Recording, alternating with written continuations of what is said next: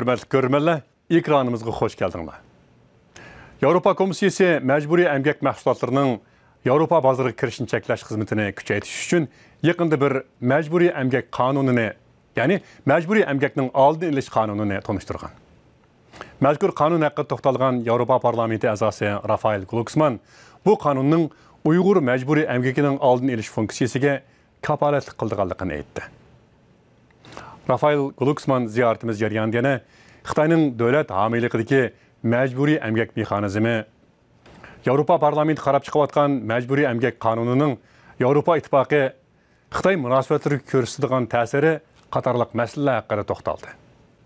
O, agar Xitoy Avropa bilan bo'lgan munosabatlarining yiriklashib ketishini xohlamaydi ekan, undaqda Uyg'ur məcburi əmgəkiga xatimi berishi kerak dedi. Rafael Glucksmann Fransiyalik siyosiychi bo'lib, o Avropa parlamentida Uyg'urlarni qo'llab kelayotgan qo'lliq parlament a'zolaridan biri. O yaqinda Avropa parlamentida qurilgan Uyg'ur do'stlik korpusining raislik xizmatini ustiga olg'aydi. Hurmatli ko'rmanlar, undaqda diqqatinglar, tövəndə Rafael Glucksmann efendi bilan o'tkazgan suhbatimizning tafsiloti bo'lsin. Thank you very much, Mr. Glucksmann, and making time. Çok rahmet. Benim siz işləyətqan məcburi əmgək buyumlarının Avropa bazarına kirişinin aldın iliş qanunu doğrusunda bəzi suallar var. Benim üçün hazırga qədər Avropa İttifaqının məcburi əmgək məhsullatlarının Avropa İttifaqı bazarına kirişinin aldını aladigan əhmiyyətli bir qanun. Bunun səbəbi nə deyə qarayırsınız? EU doesn't have a meaningful law which would prevent forced labor products coming from any forced labor countries to EU market. Why do you think so?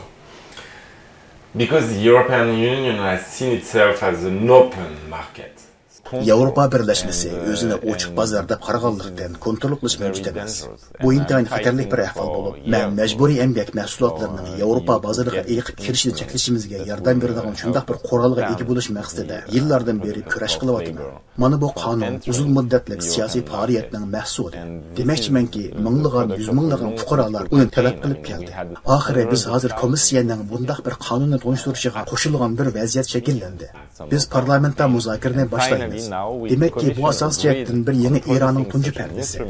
Mesela alaylık, eğer bu kanun mağullanğandan keyin Avrupa'dan mal setip alsanız, Xitay sadır kılıvatkan insaniyetke karşı boğan cinayetlerge şerik bulup kalılagan halatke hatimi verildi.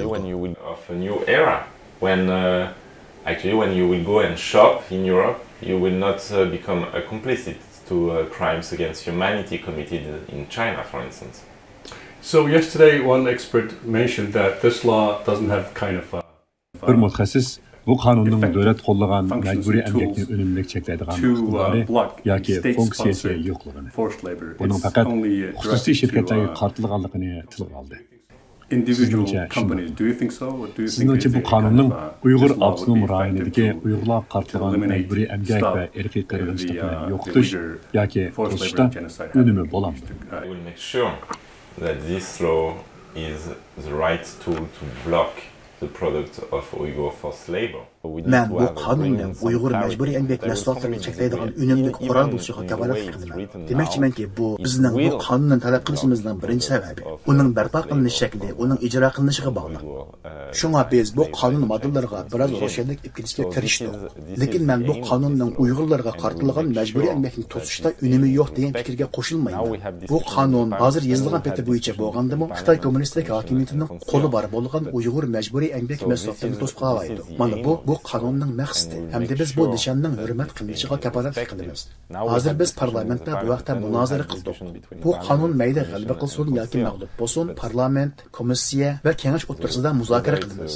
Bu qurollar bugungi dunyoda duch kelayotgan davlat homiyligidagi qulluq siyosati, ya'ni Uyg'ur millatining qulluqqa selinishidan iborat eng chong qulluq siyosatining bartaraf qilinishiga berib taqaladi. Shunga biz bu qonunning bu masalani hal qilishiga kepillik qilamiz. So we will make sure that it will tackle this. Thank you very much. So, if this law passes, Çok rahmet. Eğer bu kanun ma'qullansa, Avropa İttifaqının Xitoy bilan bo'lgan munosabati qanday ta'sirga uchraydi? Bu haqda endişlerimiz var. Do you have any concerns? You know, it's not an instrument that is shaped against China, but of course it will have an impact. Bilginimizdek, bu Xitoy hökumətiga qarşı yazılğan qanun emas. Əlbəttə, o aramizdagi munosabatlarga ta'sir ko'rsatdi. Ondan Yevropa rahbarlari Xitoy rahbarlariga qarab, biz bu qonunlarni sizlarga qarshi tuzib chiqmadik. Agar bu qurollarning savdo munosabatimizga ta'sir ko'rsatishni to'xtatadigan yaxshi yo'l bor. U bo'lsa-mu majburiy emgakni to'xtatish. Agar siz majburiy emgakka selish planingizdan voz kechsangiz, undaqda bu bizning munosabatimizga ta'sir ko'rsatmaydi deydi.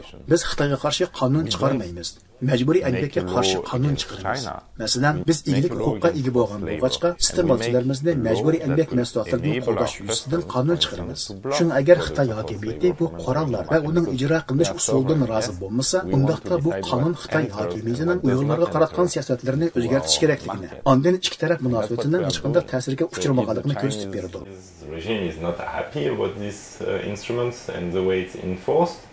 Then it shows that the Chinese regime needs to change policy towards the Uyghurs. And then there will be no relationship affected. Thank you very much. Experts and some policy observers are saying that Mutaxassislar va bir qism siyosiy kuzatuvchilar Yevropa davlatlarining Xitoy tahdidini asta-asta tunib yetganligini va asta-asta ittifoqlashib Xitoyning tahdidiga taqobil turish lozimligini o'tirib Yevropa parlamentining qarori bo'yicha Xitoy irqiy qirg'inchilik qilayotgan. Fransiya parlamenti va boshqa 8 davlat parlamentlari o'xshashli buni irqiy qirg'inchilik deb ataydi. Undaqda sizcha Yevropa ittifoqining Xitoyning tahdidiga bir irqiy qirg'inchilik va insoniyatga qarshi jinoyat sodir qilayotgan davlatga qarata kollektiv inkosi qanday bo'ladi? Until now, the EU reaction was too weak. Let me be very sincere. Too weak.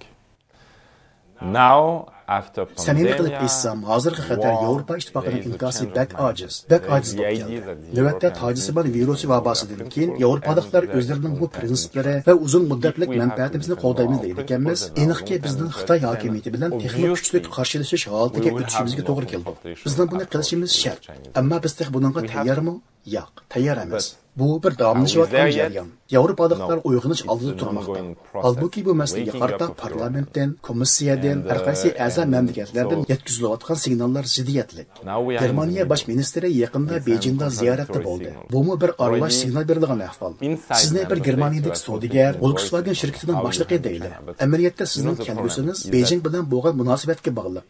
Agar u yerda 40% mashinangizni yassangiz, 50% foydangiz Xitoy bozoriga yetishlik bo'lsa, aniqki siz Berlin, Bryussel va Beijing o'rtasidagi munosabatning texmo yaxshi bo'lishini tashabbus qilasiz.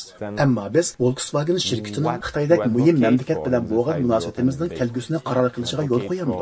Biz Yevropaliklarning o'rtaq manfaatini, Yevropaliklarning uzun muddatlik manfaati, strategiyalik manfaati va prinsiplarini asos qilgan qimmatligini oldin o'ylashimiz kerak.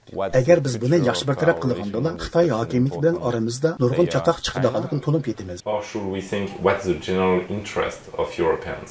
The general interest of Europeans is based on long-term interest, strategic interest, and principles. And if we shape that well, then we will understand that we will have problems with the Chinese regime now.